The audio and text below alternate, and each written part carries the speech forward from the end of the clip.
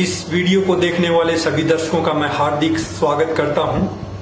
आज मैं यहाँ एक महत्वपूर्ण विषय पर चर्चा के लिए उपस्थित हुआ हूं, जो कि कृषि विश्वविद्यालय के छात्रों, किसानों, बीज उत्पादकों और उन सभी व्यक्तियों के लिए महत्वपूर्ण है जो कि बीज से जुड़े हुए हैं। आज की चर्चा का विषय है बीज के विभिन्न वर्ग। बीज के विभिन्न वर्गों की जानकारी क्यों आवश्यक है? क्योंकि जब कोई नई किस्म विकसित होती है तो उसका बीज किसानों तक उसी सीजन में उपलब्ध नहीं हो पाता है, क्योंकि यह विभिन्न वर्गों से होकर गुजरता है और तब जाकर के किसानों तक पहुंचता है। तो आज हम इन्हीं बीज के वर्गों के बारे में चर्चा करेंगे। सबसे पहला वर्ग है नाभिकीय बीज, जिसको हम इंग्लिश में न्यूक्लियस सीड बोलते हैं। जब कोई नई किस्म विकसित होती है तो उसका बीज थोड़ी मात्रा में, जो कि 100% आनुवांशिक रूप से शुद्ध होता है, न्यूक्लियस सीड कहलाता है। यह बीज वैज्ञानिक की रेखदेख में उत्पादित किया जाता है। यह बाजार में उपलब्ध नहीं होता है। इस न्यूक्लियस सीड का उत्पादन उसी संस्थान में होता है जिस संस्थान ने वो किस्म विकसित की हुई होती है। इस बीज के बैग के ऊपर किसी प्रकार का कोई लेबल और टैग नहीं होता है और ये बीज अगली क्लास, जो कि ब्रीडर सीड है, उसके उत्पादन के लिए प्रयोग किया जाता है। अगली जो क्लास है वो है ब्रीडर सीड, जिसको हम हिंदी में प्रजनक बीज भी बोलते हैं। ब्रीडर सीड नाभिकीय बीज से पैदा किया जाता है। यह भी नाभिकीय बीज की तरह 100% आनुवांशिक रूप से शुद्ध होता है। इस बीज के बैग के ऊपर सुनहरे पीले रंग का लेबल लगा होता है।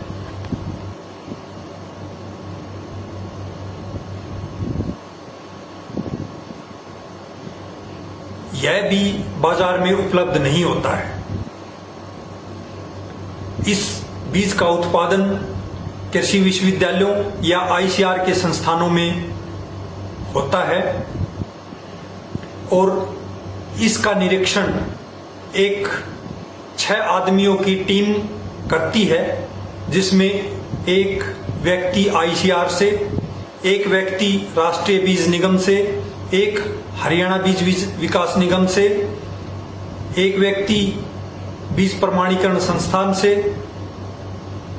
बीज वैज्ञानिक और प्रजनक, इन 6 आदमियों की टीम इसका निरीक्षण करती है। उसके बाद अगली क्लास है, अगला वर्ग है, वो है फाउंडेशन सीड, जिसको हम हिंदी में आधार बीज के नाम से जानते हैं। आधार बीज का उत्पादन ब्रीडर सीड से किया जाता है, प्रजनक सीड से किया जाता है। इसका निरीक्षण बीज प्रमाणीकरण संस्था करती है। बीज प्रमाणीकरण संस्था ने कुछ मानक निर्धारित किए होते हैं। अगर वो मानक निर्धारित उस पूरा करते हैं तो बीज प्रमाणीकरण संस्था आधार बीज के लिए सफेद रंग का टैग जारी करती है। तो आधार बीज के ऊपर ये सफेद रंग का टैग और ये हरे रंग का लेबल दोनों बैग के ऊपर होते हैं। तो आधार बीज के ऊपर, बैग के ऊपर सफेद रंग का टैग और हरे रंग का लेबल दोनों पाए जाते हैं। आधार बीज की आनुवांशिक शुद्धता 99% होती है। इस बीज का उत्पादन पब्लिक, गवर्नमेंट और प्राइवेट दोनों ही संस्थान इसका उत्पादन कर सकते हैं। उसके बाद अगली क्लास, अगला जो वर्ग है वो है प्रमाणित बीज, सर्टिफाइड सीड, जिसको हम बोलते हैं।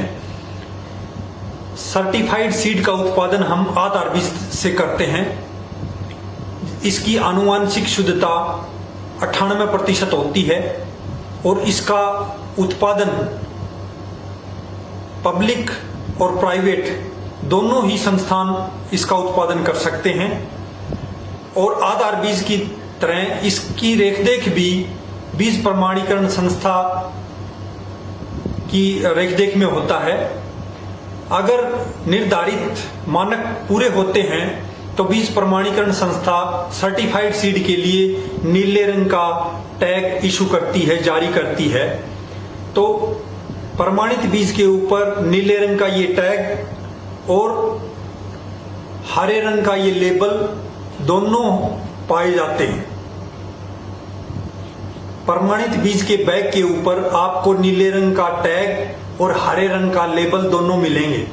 प्रमाणित बीज को गवर्नमेंट और प्राइवेट दोनों ही संस्थाएं इसका उत्पादन करती हैं और ये बीज किसानों को मिलता है। यानी जब कोई नई किस्म विकसित होती है तो सबसे पहले उसका न्यूक्लियस सीड, फिर उसका ब्रीडर सीड, फिर फाउंडेशन सीड और फिर उसका प्रमाणित बीज पैदा होता है और ये प्रमाणित बीज किसानों को फसल उत्पादन के लिए दिया जाता है। आप इन वर्गों के अलावा एक और भी अलग वर्ग है जिसको हम टीएल सीड बोलते हैं, truthfully labelled seed. Truthfully labelled seed वह बीज है जो कि आधार बीज से पैदा किया जाता है लेकिन बिना बीज प्रमाणीकरण संस्था की रेखदेख के उत्पादित किया जाता है। इसकी रेखदेख सिर्फ बीज उत्पादित संस्था ही करती है, इसलिए इस बैग के ऊपर, टीएल सीड के बैग के ऊपर सिर्फ हरे रंग का लेबल लगा होता है। अब प्रमाणित बीज और टीएल सीड में क्या फर्क है? प्रमाणित बीज हम उन्हीं किस्मों का कर सकते हैं जो किस्म नोटिफाइड होती है। कई बार कई किस्में नोटिफाइड नहीं होती हैं लेकिन फिर भी उनका बीज उत्पादन किया जाता है। इस केस में हम टीएल सीड ही प्रोड्यूस कर सकते हैं। टीएल सीड बिना सर्टिफाइड बीज को कहते हैं। ये सब बीजों के विभिन्न वर्ग थे। धन्यवाद।